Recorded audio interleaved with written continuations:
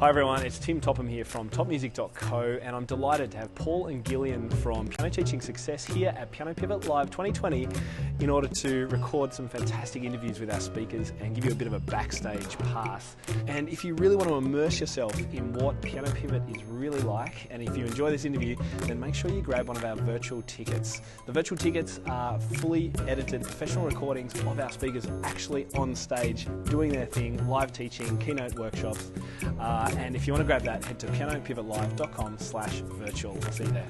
Did you know you can keep up to date with everything that's happening at Piano Teaching Success by joining the Piano Teaching Success Facebook group? Do that now. Just search Piano Teaching Success on Facebook.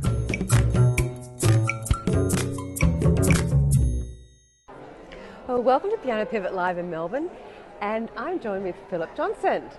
Pleased to be here. Yeah, it's been so good. We've just finished the first, you were the first up to this morning, it's day 2, and as a keynote, and you were talking about, actually Philip, for everybody, I'm sure most people know who you are, but Philip has written a number of books over the last few years, and gosh, your work in the piano teaching area has been extensive. I used to love your scale thing you used to do. Way back when. Yeah, well, it is way back when, and what's a little bit strange is that mostly I'm writing about practicing, and we didn't talk about that at all this morning. No. But, which I don't mind, because in the course of preparing for things like this, I reread the books, and some of them I wrote a long time ago, and I don't always agree with the things that I used to think. Yes, I know, you did say that, all that sort of stuff. Yeah, that's Forget all that stuff. Yeah. Your current book is Dynamic Piano Studio, is it? Well, Dynamic Studio is probably the most recent, I think, yeah. Although most recently, because I'm interested in what it is that makes students interested. Yeah. And they're having their attention captivated increasingly by computer games, and it's not accidental that's got young people's attention. It's very cleverly crafted, and they get things right that music teachers don't always get right. But then again, they have multi-million-dollar budgets to ensure that they've got young people's attention. Yes. But because we're competing with it directly, and students get to vote with their feet as to how they spend their time, if we want them to spend it on this and on other things, then we need to make it at least as engaging as what they're used to. Yes. It's not going to happen automatically. No, exactly. And I think that's what your presentation this morning was about. And you kind of posed the question, if we had $100 million, someone gave that to us. That's an arbitrary big number, but the whole logic behind that was to remove all barriers. Yes. So that whatever thinking people were doing after that wasn't based on, well, I could never do that because. Yes. So we get rid of that, and then having created a wish list of all the things that you would do if only you had $100 million, when you have a look at the essence of what those things represent in your studio, a lot of those things are actually possible right now, and money's not the obstacle. It's working with tech you've already got, but it's knowing that you can. And so we had a bit of a look at that. Yeah. And it was so good to have a look at all of the things and all of the tech that's available, and to start with by imposing this. Oh, if I had $100 million, what would I really love to do if we weren't having to be commercially savvy about all of this? Yes. And then really realizing that we can actually do that just by engaging in learning tech and engaging in tech and doing that. And one of the, you just touched on this point, is one of the things, actually, we just started it, was I like the parent lounge. Oh, I'd like one of those too. Yes. But as you pointed out, you, way back when, you've always been at cutting edge of all this stuff. You had a Game Boy, or the PlayStation? Oh, we made sure in the waiting area there was a PlayStation for students to use, and yes. And a very comfy chair. Yes, and solved the problem because students wanted to get to lessons early just so they could use this. This is back when nobody had them. Yeah, but you were trying to solve the problem of, I'm sick and tired of them coming late. Yes, and so everybody was turning up early because they wanted to use this thing, which suited me fine. I just love this inventive way of getting around this sort of point. And thinking, where are the kids at?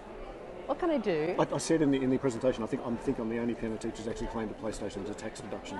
But it is legitimately the reason that we got it. It used to sit out there, and that's what happened with it. Yeah, and I think on the other points you were saying, make this a oasis. I think it might have been a term you used for the parents if they're coming along with the children, and the students to.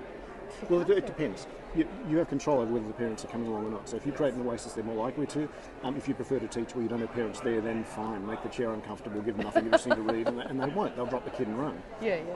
But if this can be a half-hour sanctuary in an otherwise pretty crazy week, yes, I don't mind making it. Yeah, we always subscribe to that too. We've got tea and coffee machines in some of our schools, and nice coffee, the kind of pods and stuff like that. So exactly, love that. I just really also like that metrics lab. That was just so amazing how you, Philip, did a demonstration where, just with a scale actually, and how to use some technology. Would you just like to walk us through that? I don't want to go into too much detail again because we would like people to get the tickets for this apart from anything else. But it actually is surprisingly old technology. That's something that I used to do probably 10 or 15 years ago.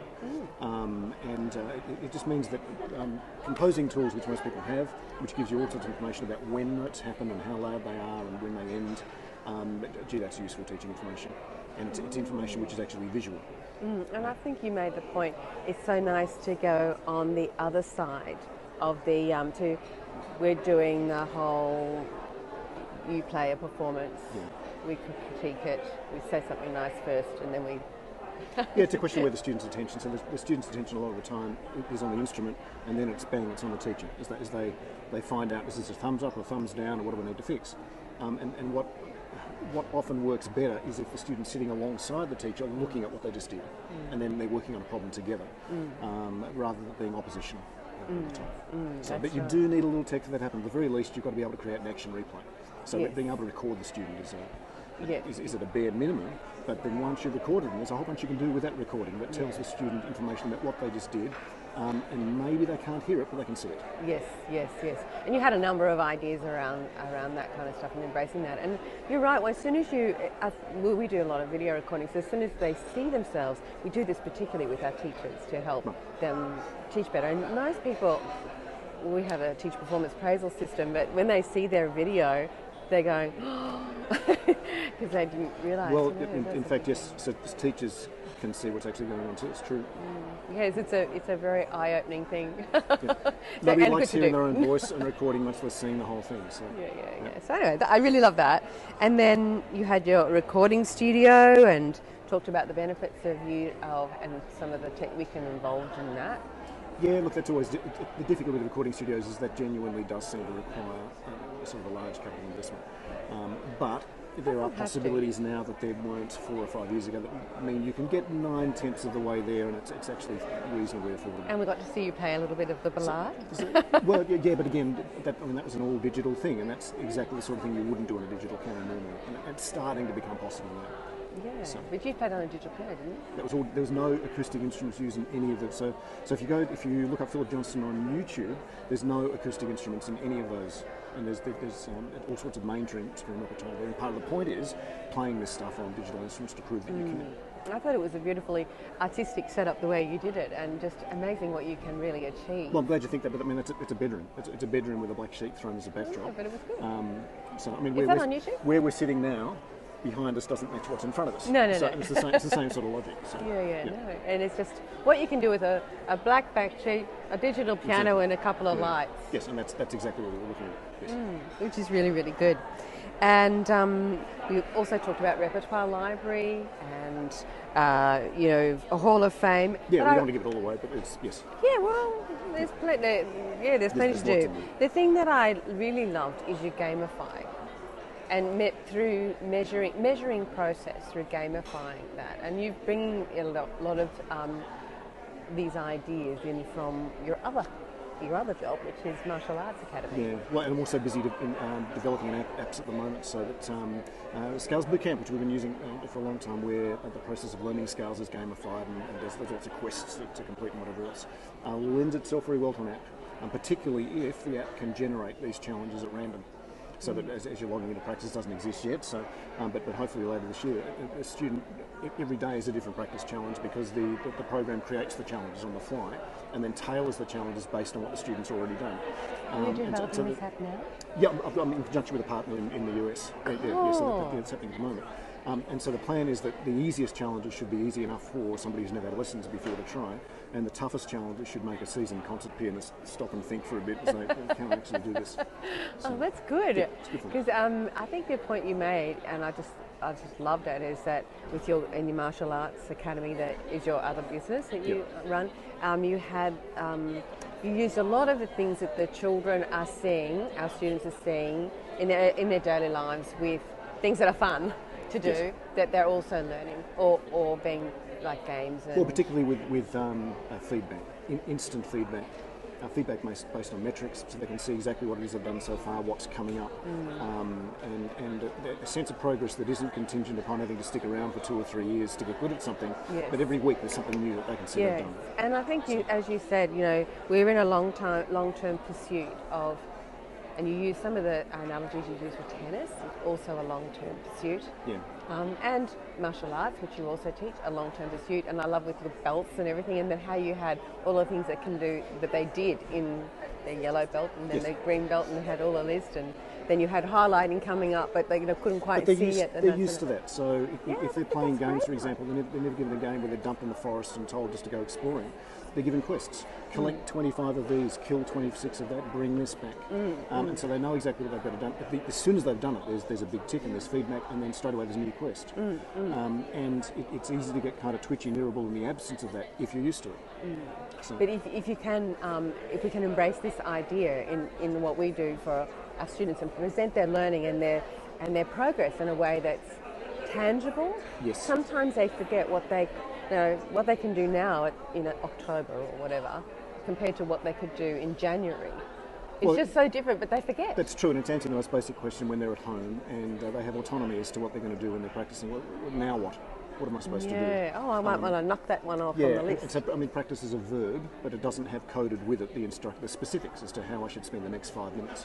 What does finished look like with an activity? When do I know I can stop with this and move on to something else? Yes. And as a teacher, obviously you don't have time to write out all those steps, but you can create a framework where students are used to creating steps like that. And actually, in the short term, it makes life a lot easier, particularly when they're younger.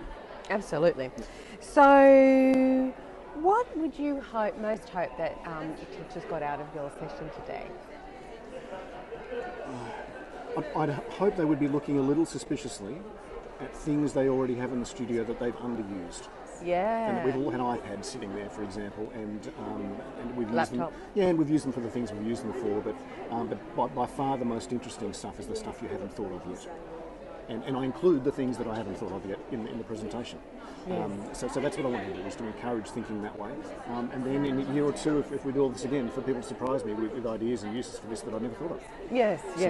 And Samantha's session yesterday, she was challenging, she made the point that we started off without this tech in our upbringing. So we don't have any tapes or any deposits in our memory about what that looked like. We're really producing the piano teachers of tomorrow who are going to be all up with this tech. No, and they're digital natives. Yes, they're digital natives, but we're kind of having to bridge this gap and bring this on board ourselves to remain relevant for our students who are digital. And it's not just the technology itself, it's a complete rewiring about how people are thinking and their capacity to be able to concentrate beyond certain periods of time. And rather lamenting that the fact that the concentration spans are shorter is a reality. We should change that somehow. No, how do we work with it? Yes. How do we repackage what it is that we're expecting students to work on, so that instead of it being one thing for 20 minutes, maybe it does need to be 10 different things for 2 minutes each, and to change channels at the pace they're used to clicking through things when they're loading YouTube videos. Well, you only know yourself how quickly you flick through Facebook or something like that. Yes. We are getting very, very quick, and our attention span ourselves is getting a lot less as well. And they're very opportunity cost aware. If I am doing this right now, what am I missing out on? Yeah. And the 30 minutes of a lesson is a long time to sit still. The 2 or 3 years of staying in lessons is a very long time not to be doing other things, and they don't stay. No, that's right. And I think they also, you touched on this just a minute ago, and I bring it back, Kristen Yost, in her book, The Mindset of a $100,000 Piano Teacher, says... I was mindful of that in choosing the title of this because the $100 million piano teacher, it occurred to me it sounded like I was one-upping that. Yeah, no. This was not a blueprint. No, it's very, no, it was a very different sort of thing. But anyway, nine-figure studio. She says in her book, the kids that have a smartphone in their hands has changed the way they learn. They don't learn along the same lines as a child who doesn't have the smartphone. But I think our reaction to that sometimes is to lament that they have a smartphone in their hands and wish that they didn't. Yeah. Rather than, well, they've got a smartphone in their hands. It's not just that their preference is to be able to absorb many things in a short space of time. They're able to. And so how do we work with that? And so it means that if the way we're teaching rhymes heavily with the way we were taught, we are actually getting things wrong now in a way that wasn't true for the people who taught us. It really could rhyme, and that was about maintaining traditions, and it was important. Yes, and pace of change. Yes. It escalates. Yeah, and the price will here. pay if they don't get it right is they won't stay. There's too much else that they can do. And it's a shame because really we do want more people to enjoy the lifelong pleasure that it is of playing Yes. a musical instrument. Yes. And it does take us to be inventive and creative and adapt to help them along that journey and help them stay the course. Yes. So events like this are completely brilliant. Oh yeah, So, absolutely. yeah. It's been fantastic. Well, lovely talking to you, Philip. Okay, likewise. And Likewise. lovely. Thank you.